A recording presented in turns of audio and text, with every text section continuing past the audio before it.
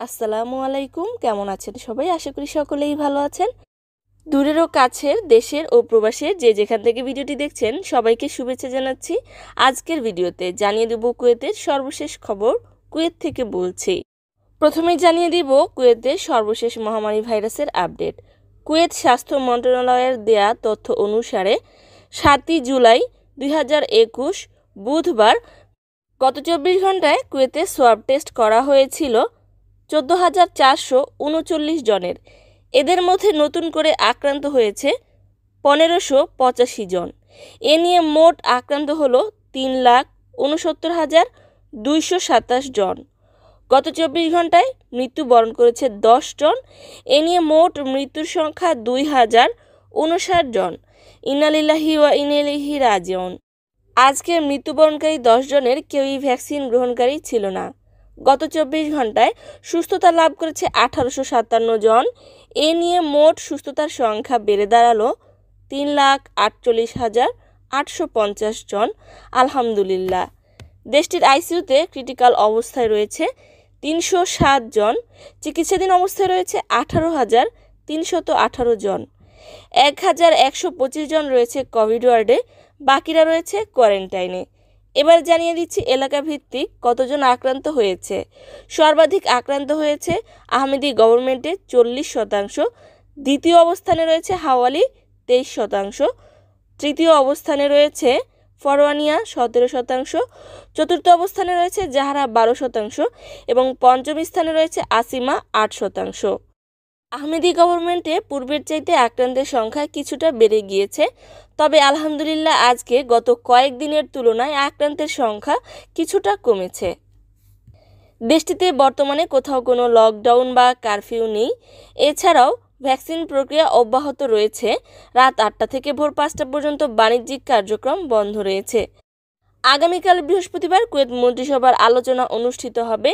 এই আলোচনার প্রধান বিষয় থাকবে লকডাউন বা কারফিউ দেওয়া হবে কিনা, এছাড়াও 1 আগস্ট ফ্লাইট চালু করা হবে কিনা।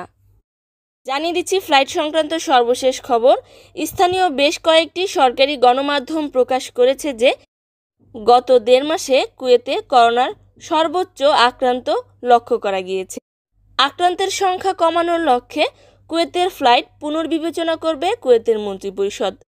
তবে সুখবর হলো যে স্থানীয় পত্রিকা আল কাবাস প্রকাশ করেছে যে কুয়েত সিভিল এভিয়েশন জানিয়েছে আজ থেকে কুয়েতের ফ্লাইট সংখ্যা বৃদ্ধি করা হয়েছে।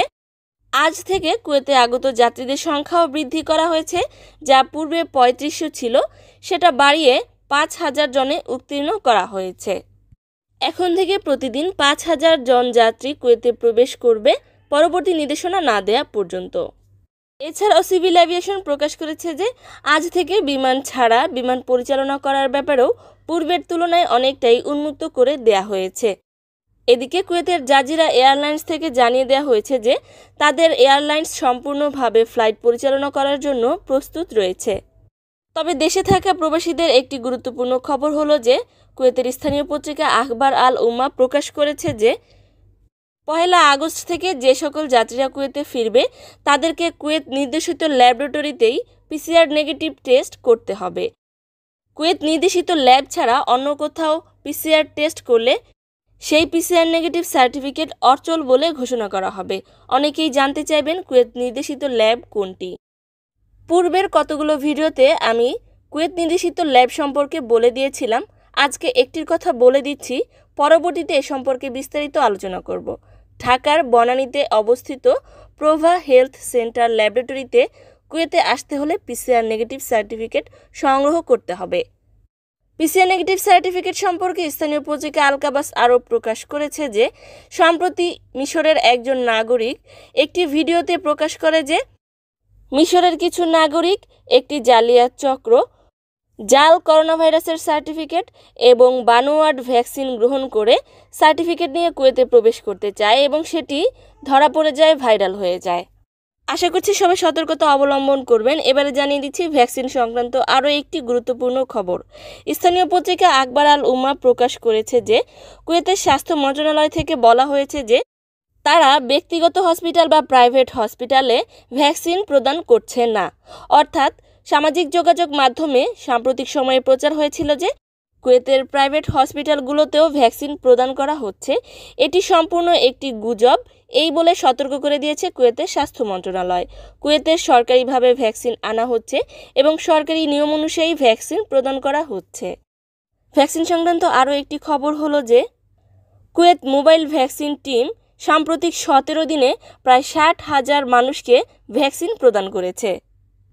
ভ্যাকসিন সংক্রান্ত বিভিন্ন প্রশ্নের উত্তর নিয়ে আমি কয়েকটি ভিডিওতে বলে দিয়েছি, আপনারা খুঁজে সেগুলো জেনে নিতে পারেন। স্থানীয় পত্রিকা কুয়েত টাইমস প্রকাশ করেছে যে গ্লোবাল ফাইন্যান্স বিশ্ব সুরক্ষিত দেশগুলোর তালিকায় কুয়েত বিশ্বের 18তম এবং আরব দেশগুলোর মধ্যে 4র্থ স্থান অর্জন করেছে। কুয়েত টাইমস পত্রিকা আরও একটি খবর প্রকাশ করেছে যে মাদকের অভিযোগে কুয়েতে গ্রেফতার একজন আমেরিকান নাগরিক জেলখানায় অবস্থান করাকালীন অপর একজন বন্দীর হাতে ইসলাম গ্রহণ করেছে। এদিকে পবিত্র ঈদুল আজহার ছুটি ঘোষণা করা হচ্ছে। আশা করা যাচ্ছে পবিত্র ঈদুল আজহার ছুটি 9 দিন হবে, শুরু হবে 16 জুলাই থেকে, শেষ হবে 24শে জুলাই পর্যন্ত। 25শে জুলাই থেকে সকল সরকারি বেসরকারি প্রতিষ্ঠান চালু হবে ইনশাল্লাহ। আজকের কুয়েতের সর্বোচ্চ তাপমাত্রা ছিল প্রায় 48 ডিগ্রি। আজকের কুয়েতের কারেন্সি হলো কুয়েতি 1 দিনারে বাংলাদেশি টাকার 279 টাকা 33 পয়সা, বাংলাদেশি 1000 টাকায় কুয়েতি দিনারের 3 দিনার 580 পয়সা। এবারে জানিয়ে দিচ্ছি আমাদের সবার প্রিয় বাংলাদেশের মহামারী ভাইরাসের খবর। IEDCR এর তথ্য অনুযায়ী গত 24 ঘন্টায় বাংলাদেশে আক্রান্ত হয়েছে 11,162 জন। এ নিয়ে মোট আক্রান্ত হলো 9,77,568 জন। আজকে বাংলাদেশে সর্বোচ্চ আক্রান্ত হয়েছে, মৃত্যু হয়েছে 201 জন। এ নিয়ে মোট মৃত্যু সংখ্যা 15,593 জন। ইন্না লিল্লাহি ওয়া ইন্না ইলাইহি রাজিউন। আজকে বাংলাদেশের মৃত্যুর সংখ্যাও সর্বাধিক, রেকর্ড পরিমাণ মৃত্যু হয়েছে। বাংলাদেশে গত 24 ঘন্টায় সুস্থতা লাভ করেছে 5,987 জন। এ নিয়ে মোট সুস্থতা লাভ করলো 8,50,502 জন। আলহামদুলিল্লাহ। বাংলাদেশে করোনা সংক্রমণ রোধে লকডাউন শাটডাউন অব্যাহত রয়েছে। যারা কুয়েত প্রবাসীরা রয়েছেন ভ্যাকসিন গ্রহণ করতে ইচ্ছুক, সুরক্ষা অ্যাপসের মাধ্যমে ভ্যাকসিন নিবন্ধন করতে পারেন। ভ্যাকসিনের জন্য মেসেজ আসলে লকডাউনের মধ্যেও বাইরে বের হতে পারবেন, সমস্যা নেই। কুয়েত বাংলাদেশ তথা বিশ্বের যে যেখানেই অবস্থান করছেন, যে যেখান থেকে এই ভিডিওটি দেখছেন, আল্লাহ পাক সবাইকে ভালো রাখুন, সুস্থ রাখুন, নিরাপদে রাখুন। সম্মানিত ভিউয়ার্স, আজকের মতো এই ছিল সর্বশেষ খবর। কষ্ট করে পুরো ভিডিওটি দেখার জন্য অসংখ্য ধন্যবাদ। ভিডিওটি ভালো লাগলে লাইক, কমেন্ট, শেয়ার করে দিবেন। আজকে এই চ্যানেলে নতুন হয়ে থাকলে চ্যানেলটিকে সাবস্ক্রাইব করে পাশে থাকা বেল বাটনটিকে অন করে দিবেন। আর যারা পূর্বেই সাবস্ক্রাইব করেছেন সবাইকে অসংখ্য ধন্যবাদ, ভালোবাসা এবং কৃতজ্ঞতা।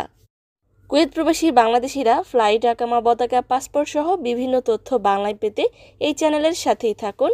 ইনশাআল্লাহ দেখা হবে আবারও নতুন কোনো ভিডিওতে। আজকের মতো বিদায় নিচ্ছি। সকলেই ভালো থাকুন। আল্লাহ হাফেজ। Thanks for watching.